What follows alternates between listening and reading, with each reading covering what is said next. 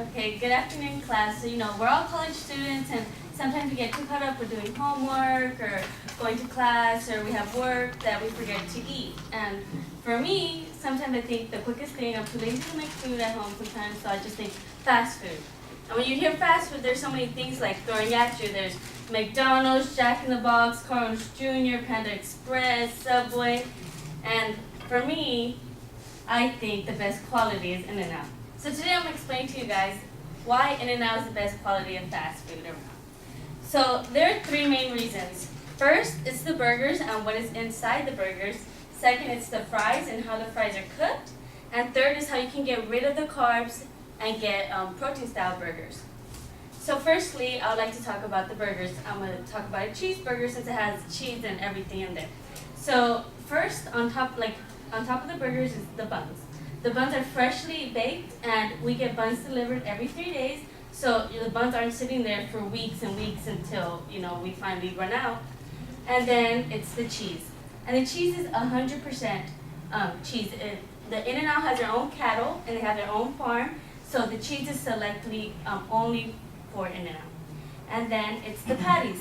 As I said, we have a farm, and the cattle, they're not contaminated, they're very organic, and the meat that we get is never frozen, it's always fresh, and we get the meat every 3 days. So the meat isn't sitting there as other fast food places that might be sitting there for a couple weeks, a couple months. It's every 3 days. So sometimes you're eating a burger, maybe they just got the meat today, maybe they just got the meat yesterday.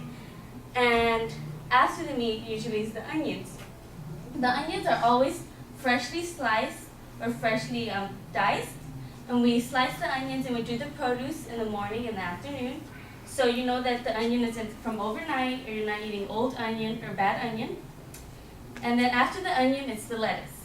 The lettuce is freshly hand leafed, and we core lettuce, and it's the biggest lettuce. So especially for protein style burgers, it's a selected It's selected from our lettuce. We only select a few to actually be used for the protein style burgers. And after the lettuce is usually the tomato, and the tomato is the ripest and juiciest. Every time somebody goes and dices tomatoes, they always check which tomatoes are good. So you're getting a good tomato. It's not a nasty old rotten tomato or anything. And lastly, our most famous thing is our spread. The spread has been the same recipe since 1948, and it has never changed since then. The next thing I would like to talk about is the fries. So the fries, let's say McDonald's. Everybody loves McDonald's. I love McDonald's. Some of their fries aren't fresh. They're frozen. And our French fries, we do our potatoes in the back room. They peel them, and then we bring them to the stand, and we dice them in the stand where everyone can see that it's fresh fries. And then we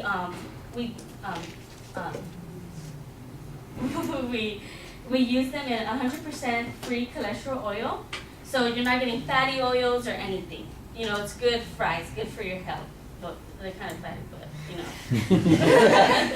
And lastly, it's a protein style burgers. Like I said, our lettuce is specifically chosen for the protein style burgers.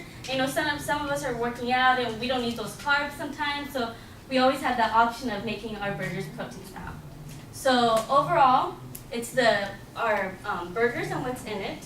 It's our French fries, and it's how you can get rid of those carbs that makes In-N-Out one of the best quality places of fast food to eat. Thank you, guys.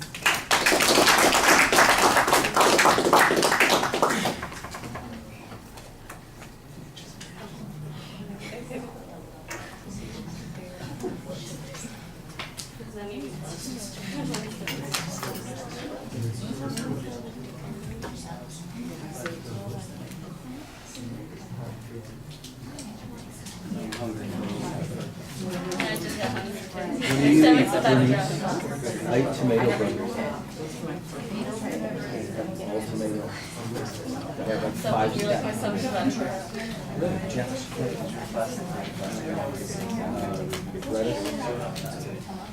bit of spread. Sometimes I get grilled onion, although I don't want to get grilled on the same grill as You should get whole grilled onion. But you grill it on the same grill that you grill the meat, right? Yeah. I don't. Oh, because well, you can just tell them that mostly. Really? Like for allergy burgers, like or like people that are allergic to like or meat or like very specific, we put like the whole row where we put it down. Which one do you work on? 2 Lane, 14 in Norwalk. Which one? In Norwalk. No, where on, by the freeway? By I-5? I see it every time I go up. Oh no, by the 91, not the 5. 91 and what? It's by the Norwalk Town Center. Okay. On Norwalk Boulevard?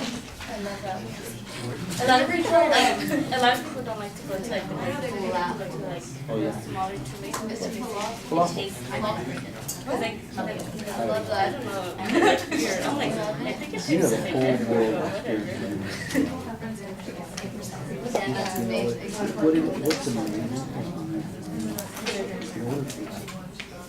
It's the same recipe. Very good. It can't be like cardboard burger.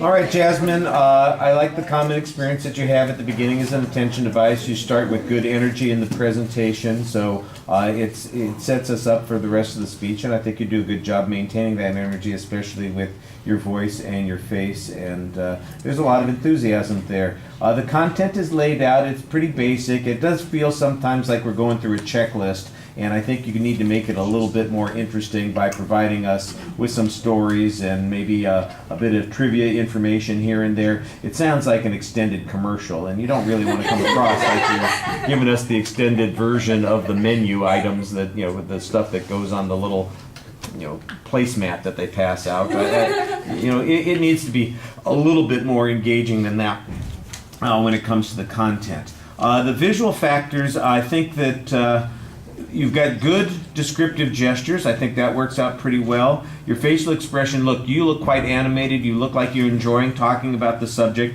I did think 80% of your eye contact, however, is with those people over there, and us folk over here would like you to look at us occasionally too. You know, so it's not that you weren't looking at the audience, but it didn't seem like it was very well distributed. And I could see in part why that might be true. There's so many more people over there than there are here, but you don't want to ignore us to the same degree that you did. On your body movement, you have a tendency to rock forward and back. So it's you're stepping forward and then stepping back and then stepping forward and stepping back.